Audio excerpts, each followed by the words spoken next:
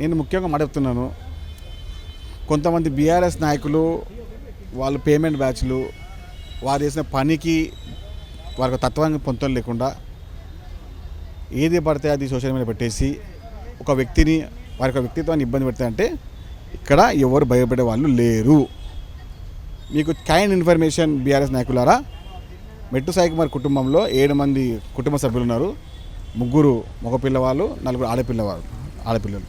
మా కుటుంబంకు మాకు మహిళల వ్యవస్థ మాకు తెలుసు. ఒక అక్క 3 చెల్లెలు ఉన్నారు. మాకు తెలుసు. నాకు ఒక బిడ్డ ఉంది, 10 ఏళ్ళ బిడ్డ ఉంది. ఈ వ్యవహారం చేసే ముందు కనీసముగా మీరు ఆలోచించండి. రాజకీయం అనేది ఒక తంతు, ఒక వ్యవస్థ ఉంటుంది.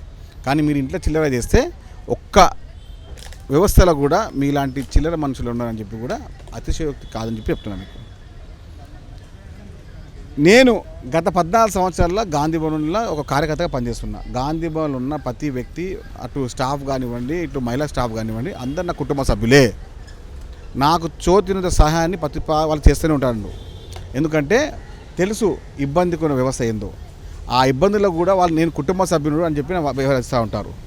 ప్రేమ వాసన చూపిస్తారు, పెళ్ళికి పిలుస్తారు, డిన్నర్కి పిలుస్తారు. ఎందుకు? మెట్టు సాయి కుమార్ గాంధీ భవన్లో వాళ్ళందరూ కుటుంబ సభ్యులాగా ఉంటారు కాబట్టి. మీకు ఇంత కూడా ఇంకింతగానే లేకపోతే ఎట్లా? అంటే మీరు ఏమైనా కుట్రాలు మేము భయపడతామా?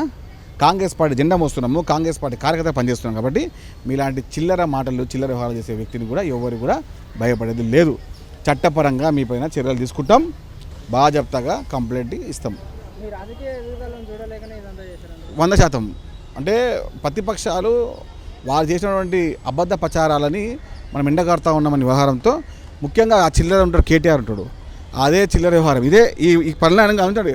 ఏకదమ్కా చిల్లర వ్యక్తి కాబట్టి ఈ విధంగా వ్యవహారం చేస్తూ ఉంటారు. వచ్చి మేము ఎంక్వైరీ చేసుకోవచ్చు. మీరే వచ్చి గాంధీ భవన్లో 5 మంది లేడీస్ పనిచేస్తారు, 10 మంది జెంట్స్ పనిచేస్తారు. అడగండి మెట్టు సాయి కుమార్ వ్యవస్థ ఏంది, వ్యక్తిత్వం ఏందనేది. 24 గంటలు నేనే ఉంటా. నేనేమన్నా గాంధీ భవన్ నా కుటుంబము, గాంధీ భవన్ నా దేవాలయం, నా ఇల్లు, మా కుటుంబం చెప్పాను. మేము ఏం మాట్లాడినా ఏం చేసినా కూడా మీకు అంత వ్యవహారం ఉంటే రండి, నడి రోడ్డు పైన తెలుసుకుందాం నిజమేందో. రండి గాంధీ భవన్ తెలుసుకోండి. వచ్చి దుబాయ్లో కూర్చొని ట్విట్టర్లో పెట్టేస్తాము, దుబాయ్లో కూర్చొని ఫేస్బుక్లో పెట్టేస్తాము, దుబాయ్లో కూర్చొని ఇబ్బంది పెట్టేస్తామంటే ఏ ఒక్క కాంగ్రెస్ పార్టీ కార్యకర్త భయపడాడు. ఖబర్దార్, కాంగ్రెస్ పార్టీ కార్యకర్త భయపడాడు. నీలాంటి చిల్లర మాటలు మాట్లాడే చిల్లర నాయకులకు, చిల్లర వ్యవహారాలు చేసే బతుకులు మీవి. మేము మంచిని మంచిగా, చెడుగా చెప్పే వ్యక్తిత్వం మాది. మీలాంటి దుర్మార్గులు ఎన్ని కుట్రలు చేసినా కూడా ఏ ఒక్క కాంగ్రెస్ పార్టీ కార్యకర్త భయపడాడు. పేమెంట్ బ్యాచ్లు, బ్రోకర్ బ్యాచ్లు అన్నీ బీఆర్ఎస్ పార్టీలో సిద్ధమై ఉన్నాయి. మీలాంటి దుబాయ్ వ్యవస్థని, మీలాంటి అజ్ఞాత వేళని కూడా ఎవరిని మేము వదిలిపెట్టాము.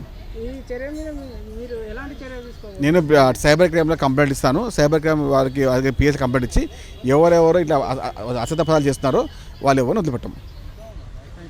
Subscribe us and press the bell icon for more interesting updates.